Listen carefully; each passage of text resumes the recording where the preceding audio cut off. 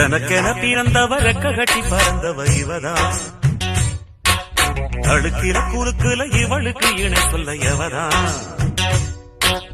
ஊரையெல்லாம் இவதானே கூவி அழைச்சா. ஆசை மாமு இவன் தான் பாட்டு படிச்சா. எம்மாடியோ